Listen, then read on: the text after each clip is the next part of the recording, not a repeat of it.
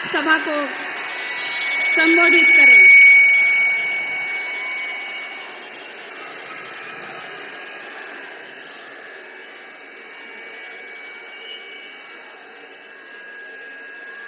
भारत माता की, भारत माता की, भारत माता की।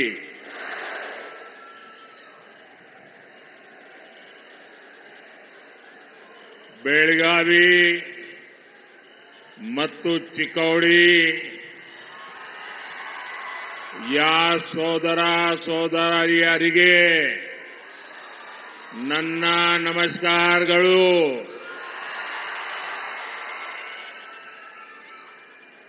ताई भुवनेश्वरी और मां सौदत्ती येलम्मा को मैं प्रणाम करता हूं। भाइयों और बहनों, सबसे पहले तो मैं कर्नाटका के सभी वोटर्स का अभिनंदन करता हूं। कर्नाटका में मैं जहां जहां गया हूं, मुझे एक ही स्वर सुनाई देता है, फिर एक बार, फिर एक बार, फिर एक बार। साथियों, हम सभी छत्रपति शिवाजी महाराज को मानने वाले लोग, हम सभी भगवान बसवेश्वरा का अनुसरण करने वाले लोग, छत्रपति शिवाजी महाराज ने शक्तिशाली भारत बनाने के लिए जीवन भर संघर्ष किया। भगवान बसवेश्वरा ने अनुभव मंडपम से डेमोक्रेसी का रास्ता बताया। 10 साल में भारत शक्तिशाली हुआ। आप मुझे बताइए, भारत का शक्तिशाली होना आप गर्व करते हैं? आपको गर्व होता है? भारत की पहचान मदर ऑफ डेमोक्रेसी के रूप में होने लगी है। ये गर्व होने वाली बात है कि नहीं है? गर्व करने वाली बात है कि नहीं है? भारत से 25 करोड़ लोग गरीबी से बाहर निकले, और जब 25 करोड़ लोग 10 साल के भीतर भीतर गरीबी से बाहर निकलते हैं, तो हर हिंदुस्तानी का आत्मविश्वास बढ़ता है कि नहीं बढ़ता है? आपका आत्मविश्वास बढ़ा कि नहीं बढ़ा? और इसलिए देश कह रहा है, गरीबों के कल्याण के लिए फिर एक बार। साथियों, भारत जब आगे बढ़ता है, भारत जब मजबूत होता है, तो हर भारतीय खुश होता है। लेकिन कांग्रेस देश हित से इतना दूर हो चुकी है, परिवार हित में इतनी उलझ गई है कि उसे देश की उपलब्धियां अच्छी नहीं लगती है। अब आपको याद होगा, कांग्रेस ने HAL को लेकर कितना झूठ फैलाया, कितना झूठ फैलाया। कांग्रेस ने कोरोना काल को याद कीजिए। कोरोना काल में भारत की जो मेड इन इंडिया वैक्सीन थी, कोरोना की जो वैक्सीन थी, उस पर भी विरोध पैदा कर दिया। उसका भी यहां तक कह दिया ये तो भाजपा वैक्सीन है। भारत की हर सफलता पर उनको शर्म आने लगी है,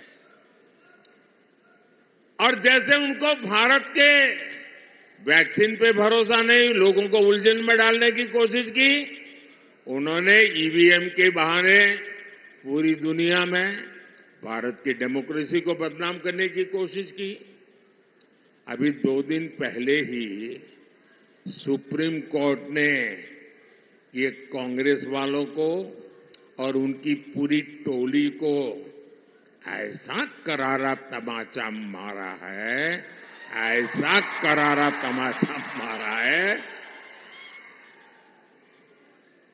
सवाल ये है, आखिर कांग्रेस देश का नुकसान होने वाली बातों पर झूठ फैला करके लोगों में विश्वास तोड़ने का काम किसके इशारे पर कर रही है?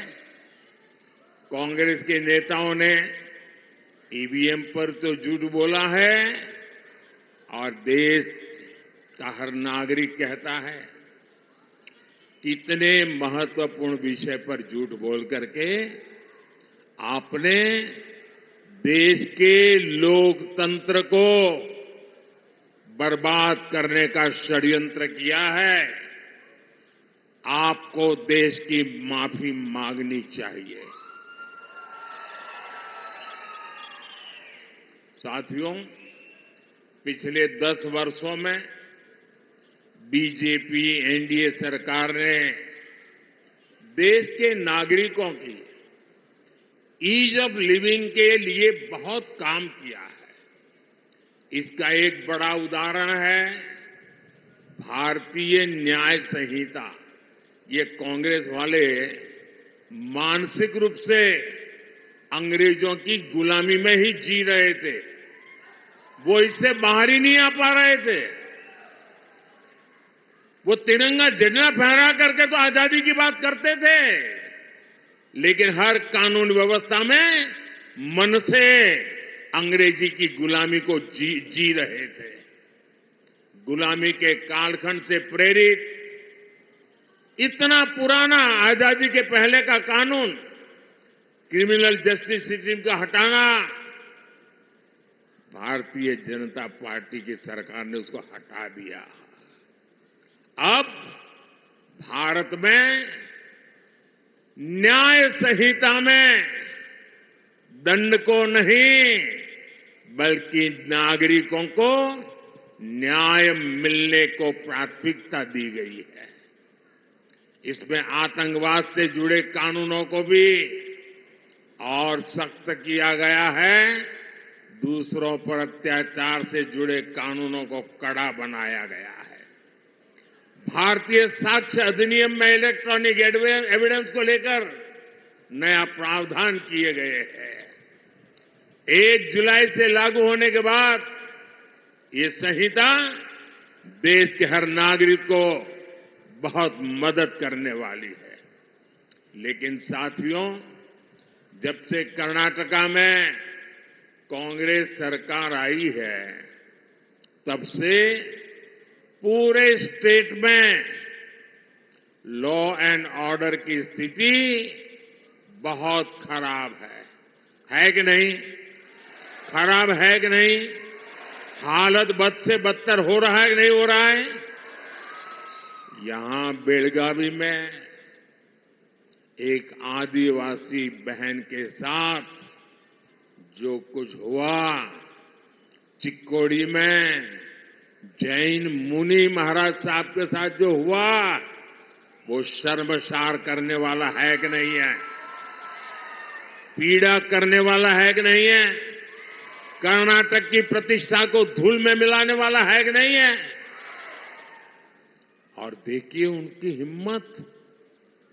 हुबली में हमारी एक बेटी के साथ जो कॉलेज कैंपस में हुआ, उसने तो पूरे देश में भूचाल ला दिया है।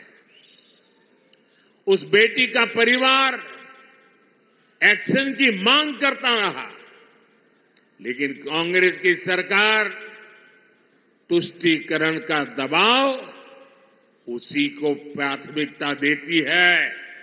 उनके लिए नेहा जैसी बेटियों की जिंदगी की कीमत नहीं है, उनको तो अपने वोट बैंक की चिंता है। बेंगलुरु के कैफे में बम धमाका हुआ, तब भी कांग्रेस ने शुरुआत में इसे लेकर गंभीरता ही नहीं, यहां तक कह दिया ये तो गैस का सिलेंडर फटा था। देश की जनता के आंख में क्यों धूल झोंक रहे हो कांग्रेस के लोग? अगर तुमसे नहीं बनता है तो छोड़ करके घर चले जाओ।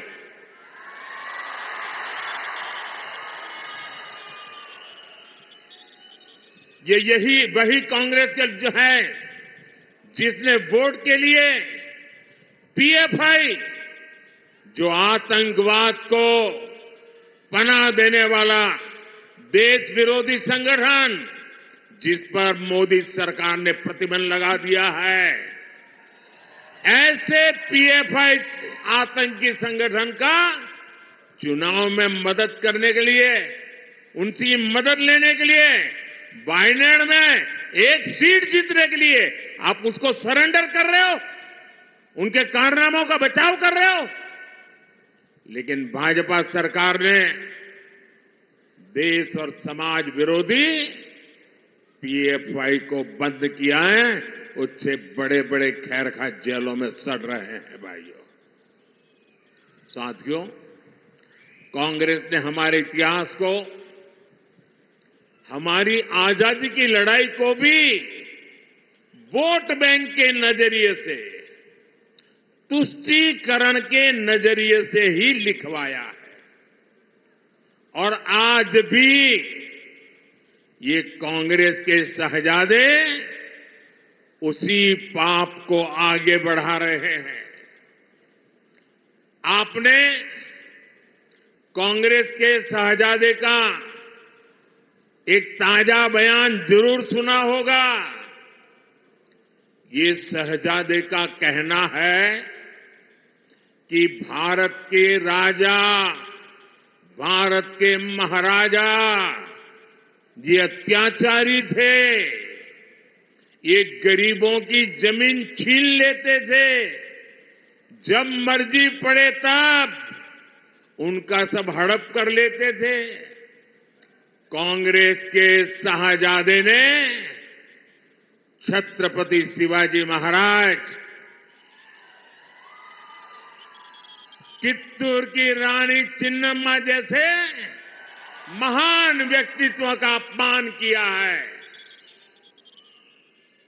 इनका सुशासन, इनकी देशभक्ति आज भी हम सभी को प्रेरित करती है। जरा शहजादे को पता है क्या मैसूरू राजघराने का योगदान? उनको याद नहीं रहा।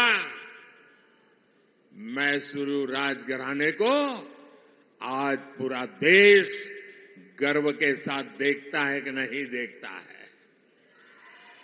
साथियों, कांग्रेस के शहजादे का बयान सोच समझकर वोट बैंक की राजनीति करने के लिए, तुष्टीकरण के लिए दिया गया बयान है।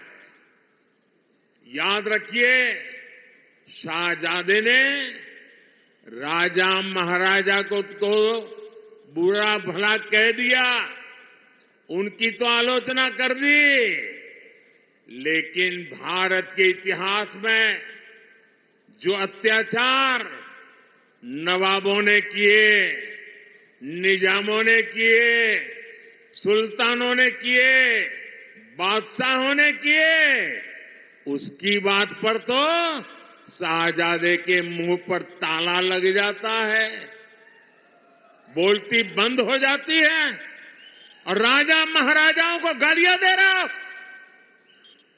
उनको अपमानित करते हो।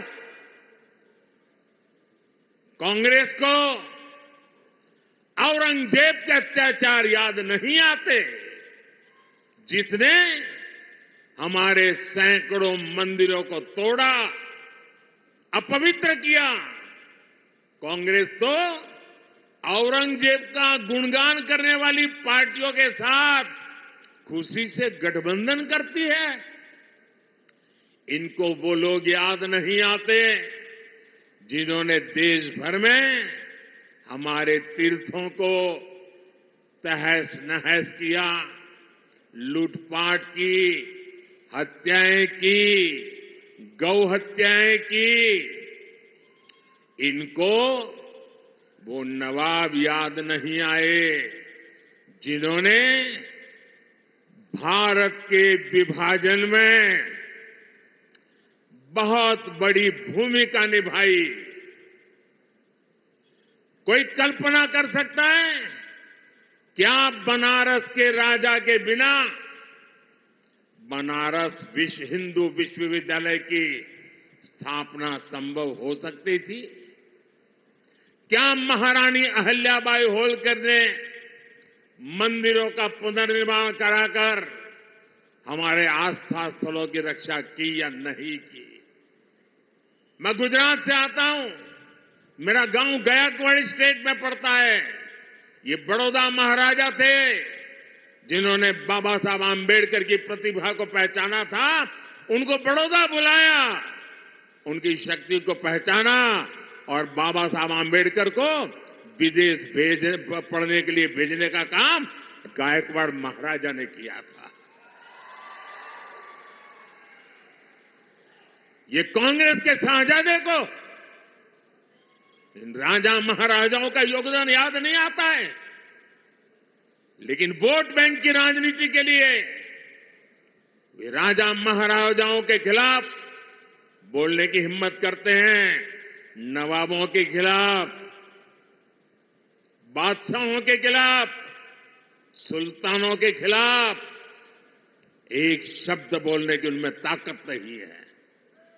कांग्रेस की तुष्टीकरण की मानसिकता अब देश के सामने खुल करके सामने आ रही है और यही मानसिकता कांग्रेस के मैनिफेस्टो में भी झलकती है।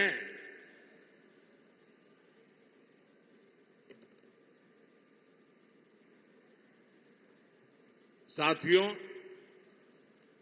आज पूरा देश समझ गया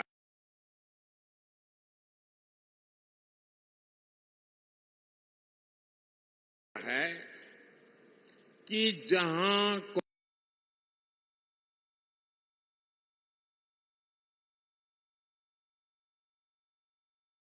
कांग्रेस आई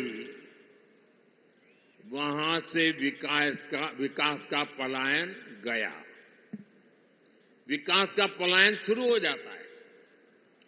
कर्नाटका में भी यही हो रहा है। जब बीजेपी की सरकार यहां थी तो भारत में फॉरेन डायरेक्ट इन्वेस्टमेंट का बहुत बड़ा हिस्सा कर्नाटका में आता था, लेकिन अब यहां स्थितियां बदल रही हैं। जब से कांग्रेस सरकार यहां आई है तब से रोड के, इरिगेशन के सारे काम बंद पड़ गए हैं। यहां बिजली के कट लगने से हर कोई परेशान है, उद्योग परेशान है, लोग परेशान हैं और इसलिए ही लोग कहते हैं जहां कांग्रेस आई वहां बर्बादी लाई। साथियों, हमारा देश छोटे किसानों का देश है। कृषि क्षेत्र का कायाकल्प करने के लिए ये बहुत जरूरी है कि हम छोटे किसानों की संगठन शक्ति को एकजुट करें। इसलिए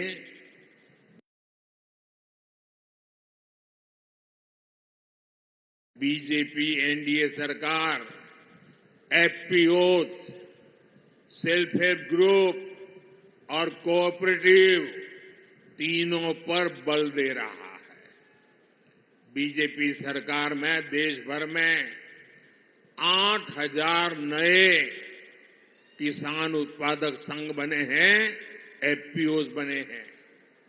ये एफपीओज इनपुट कॉस्ट कम करने से लेकर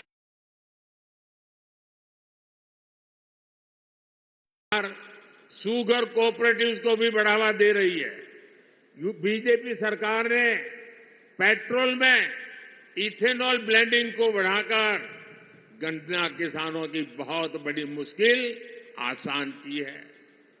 इथेनॉल ब्लेंडिंग की वजह से गन्ना किसानों को 70,000 करोड़ रुपए से ज्यादा उनको कमाई हुई है। चीनी मिलों पर बकाया होने की उनकी समस्या भी अब दूर हो रही है। लेकिन साथियों, यहां कांग्रेस ने फार्मर्स के साथ जो विश्वासघात किया है वो तो बहुत बड़ा पाप है। यहां जब बीजेपी की सरकार थी तो फार्मर्स के बैंक अकाउंट में 10,000 रुपये, 10,000 रुपये जमा होते थे। कांग्रेस की सरकार ने आते ही 4,000 रुपया देना बंद कर दिया। अब वोट मिल गया, अब किसान जाने, किसान का काम जाने, उनको परवाह ही नहीं है। अब मोदी जो 6,000 रुपया भेजता है वही किसान को जाता है, यहां के पैसे उन्होंने काट लिए। और पीएम किसान सम्मान निधि के पैसे आपको ऐसे ही मिलते रहेंगे। ये कर्नाटका वालों ने जो पाप किया है उसकी सजा आप इस चुनाव में दीजिए, और मोदी आने वाले वर्षों में भी आपको गारंटी देता है जो दिल्ली से भेजा जाता है वो चालू रहेगा।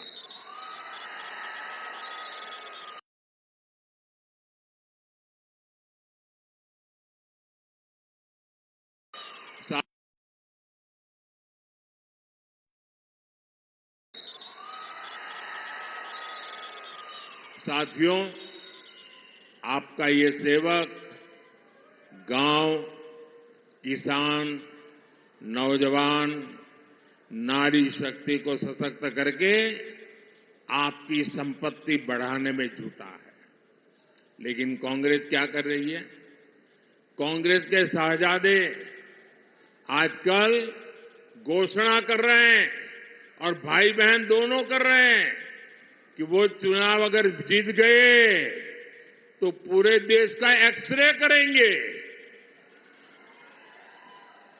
आपकी प्रॉपर्टी का एक्सरे किया जाएगा, बैंक के लॉकर का एक्सरे किया जाएगा, आपकी जमीन कितनी है एक्सरे होगा, आपके पास गाड़ी कितनी है, स्कूटर कितने हैं, साइकिल कितनी है, इसका एक्सरे होगा। महिलाओं के पास स्त्री धन कितना है, गहने कितने हैं, सोना कितना है, मंगलसूत्र कहां पड़ा है, इसका एक्सरे किया जाएगा। यानी ये लोग हर घर में छापा मारकर आपकी संपत्ति पर कब्जा करना चाहते हैं। आपकी संपत्ति पर कब्जा करने के बाद कांग्रेस इसे रीडिस्ट्रीब्यूशन की बातें कर रही है, अपनी पसंदीदा वोट बैंक को देना चाहती है। क्या आप अपनी गाढ़ी कमाई की संपत्ति को लूटने देंगे? आपने बचाया हुआ सोना चांदी लूटने देंगे? क्या आपके मंगलसूत्र पर किसी को हाथ लगाने देंगे? कोई पंजा आपकी संपत्ति लूट सकता है क्या?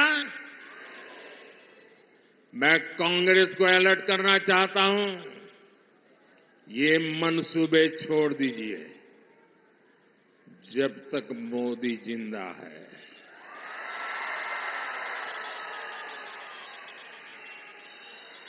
ये आपके मंसूबे में पार नहीं होने दूंगा। ये आपके खेल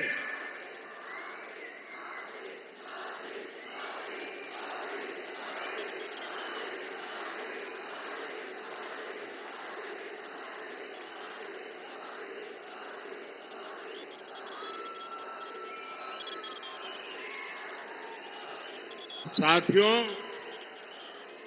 इस चुनाव में कांग्रेस ने इनहेरिटेंस टैक्स का एक नया फॉर्मूला निकाला।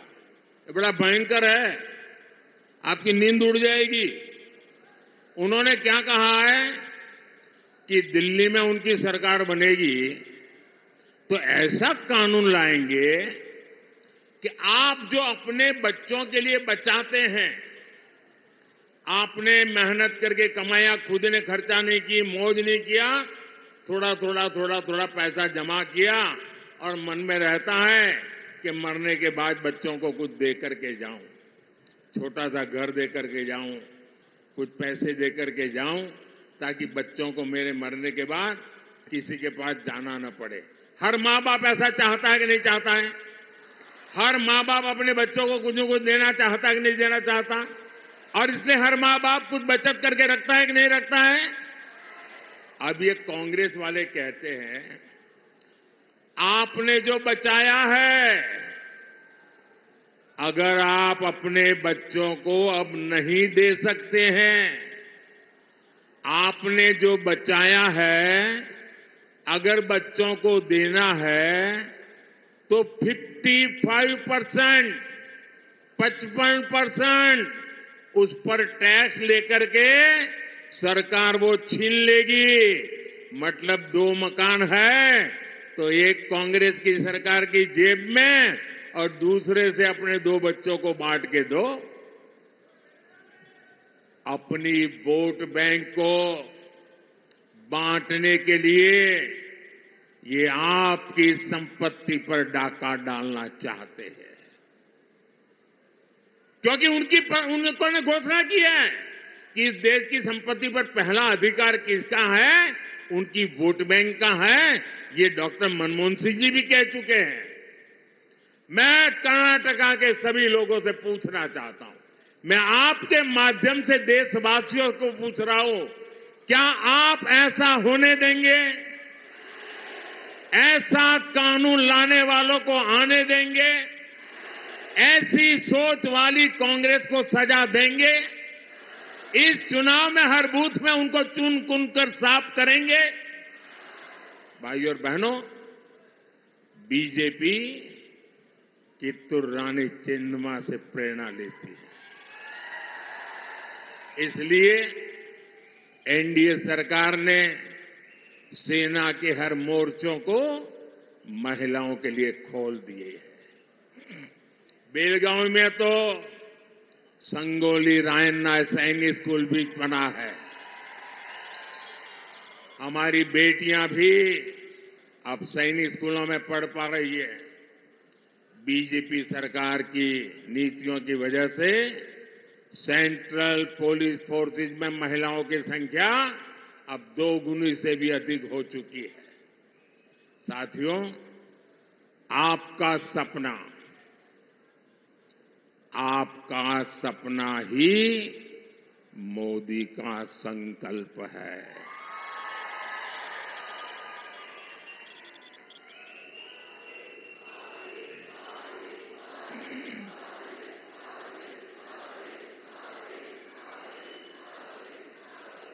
आपका सपना ये मेरा संकल्प है और आपका सपना साकार करने के लिए मेरा पल पल आपके नाम,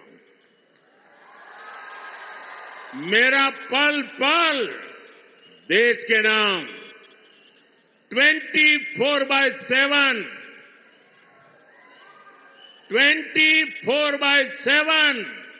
फॉर 2047 ये मोदी का वादा है।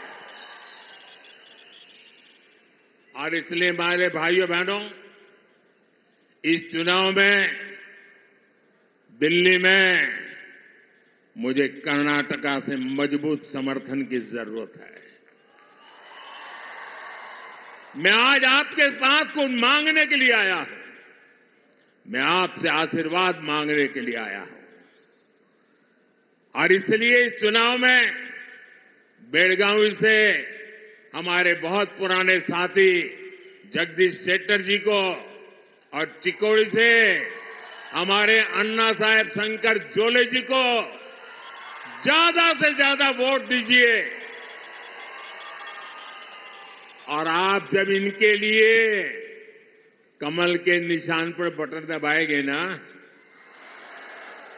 जब आप कमल के निशान पर बटन दबाएंगे तो वोट सीधा सीधा मोदी के खाते में जाएगा।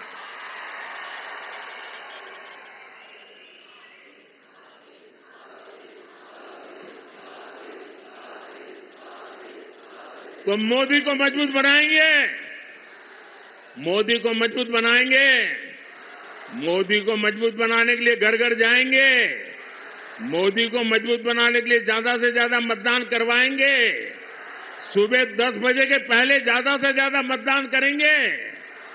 पहले मतदान फिर जलपान, पहले मतदान फिर जलपान, पहले मतदान फिर। आपसे मेरा आग्रह है, हमें सारे पुराने रिकॉर्ड तोड़ने हैं और हर पोलिंग बूथ जीतना है। जीतोगे? हर पोलिंग बूथ जीतोगे? अच्छा, मेरा एक काम करोगे? जरा हाथ ऊपर करके बताओ तो बताओ। मेरा एक काम करोगे?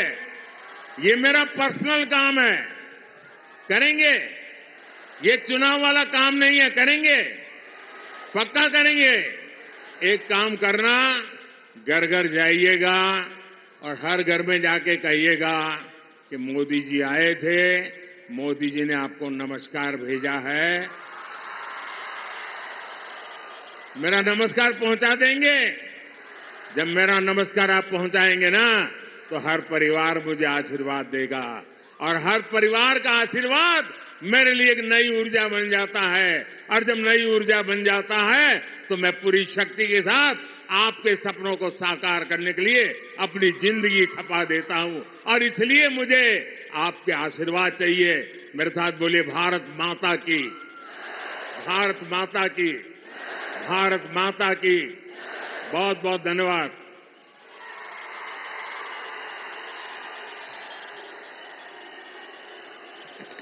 तहे दिल से धन्यवाद मोदी जी। हम आपको विश्वास दिलाते हैं, आपकी बार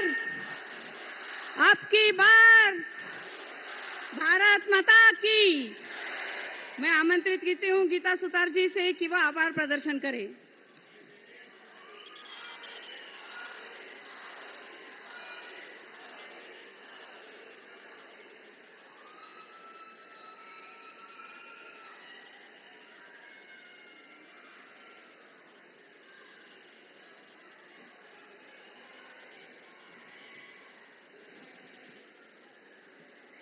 भारत के